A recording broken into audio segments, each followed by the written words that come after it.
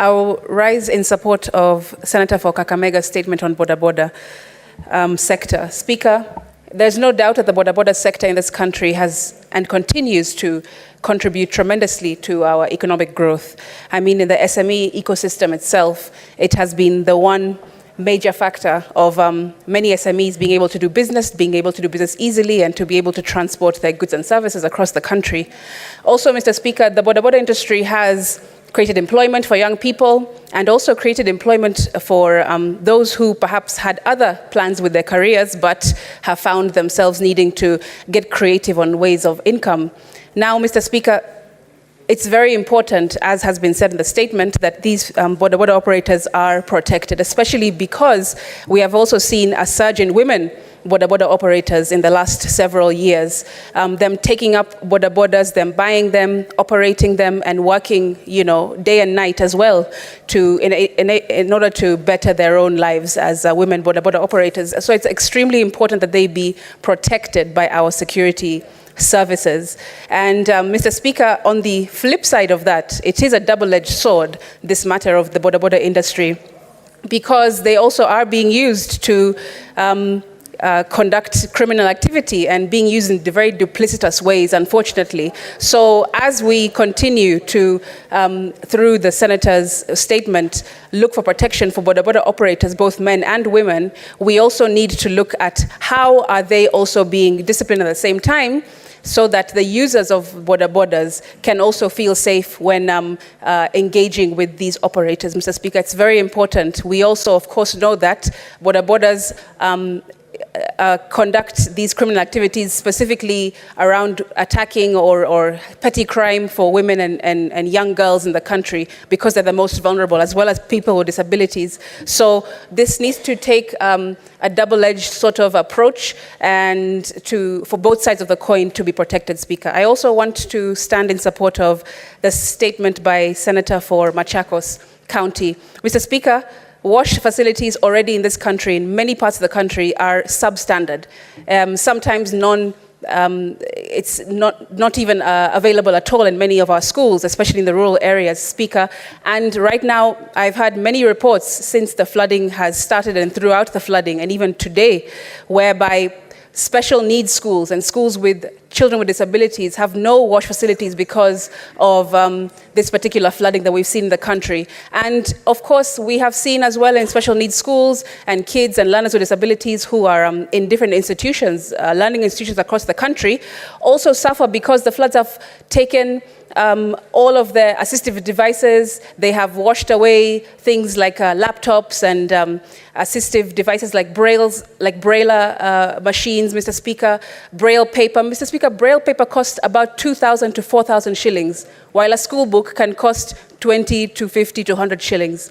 And those have been completely destroyed by the floods. Also, Mr. Speaker, Braillers cost around 200,000 shillings for a child with visual impairment to be able to write in school, when a pen or a pencil costs 5 to 10 shillings. So you see the cost that kids and learners with disabilities are having to pay because of the floods are exponentially higher than non-disabled learning institutions, although all of them, of course, are very important to look into. I would hope that the Senator for Machakos would dig deeper into how the floods have cost the learning institutions that hold or school children with disabilities in the country, because it's a really big effect and no one is talking about them. Mr. Speaker, there's no point of donor companies, partners from across the world. Even right now, there is a conference called the Inclusive Africa Conference that is talking about assistive technologies and devices for PWDs across the country. There's no point of these amazing initiatives and assistive equipment being brought to the country and being donated to our schools, like Thika School for the Blind, like Likoni School for the Blind and others, when in one foul swoop, Mr. Speaker, the flood completely destroys everything. And then schools have to start from scratch, because these are aid assistance that are being given to these schools. There's no sustainability in the country for these devices, for these schools, for these learners. We need more manufacturers to be brought to Kenya so that these equipments can be found easily and also to be found cheaply within the country. So we don't have to rely on the Western world to be bringing them to us and then lose them in a moment through these types of weather patterns that we're seeing. I thank you, Speaker.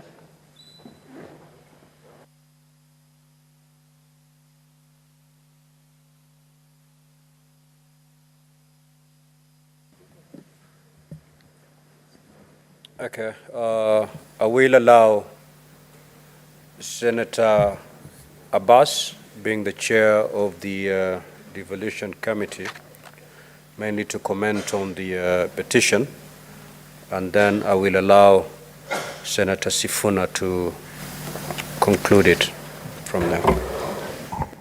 Thank you, Honorable Speaker, for the consideration. Honorable Speaker, I want to talk about the deputy governors. As you're aware, at time people are going for elections, governors don't move alone. And it is constitutional for a governor to have a deputy. Without a deputy, then the governor is not going to be considered for elections. But unfortunately, after taking the office, as I talked to you today, we have 21 cases of different countries that deputy governors have a problem with their governors. And they have reported to our Committee of Devolution. And already we have considered 3. The one in Transia, that they never worked for almost 1.5 years, but now they have worked. Now they are back to office. The deputy governor is back to office, and the deputy governor and governor now are working together. We have the case of Meru, which up to now we are not able to finish. There is the deputy governor of Sia that was impeached. And even yesterday, he was writing a letter to my committee complaining that he has not been given any opportunity to go and work, haven't been cleared. So, Honorable Speaker, we found that being the principal deputies to governors, most of the governors, deputy governors actually are working in a very difficult situation. That most of them even don't go to their office. Others have even gone back to study because they cannot work. They are not given official cars. Actually, some of them report to the county secretaries. And the CACs have even more powers than the deputy governor, who is the principal person to the governor. Honorable Speaker, as you're aware, that the deputy governor is elected because the governor is a runner to the governor who is elected. And therefore deserves better positions and better services and better office and better funding. We have a bill now that is coming of what is called the Intergovernmental Relations Bill. And the deputy governors committees came to me yesterday, and we said we'll look into it. They read a memoranda, so at least we can be able to consider the issues in that bill. The bill actually is a government-sponsored. It's been sponsored by the majority leader, though we already consider ourselves, but we haven't handed over to the majority leader. And therefore, I think the process of now putting the grievances and the problems of the deputy governors is already will be taken care of in that bill. And one other thing about Honorable Speaker is that, we have also a deputy president in this country. The deputy president actually is the principal deputy of the president. And he has own responsibilities. He has been given at executive order by the president. He's already running several functions. He's actually in charge of devolution.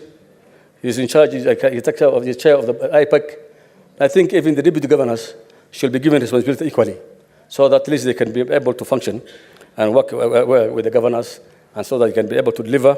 With that few information, I wish to support the petition. Thank you.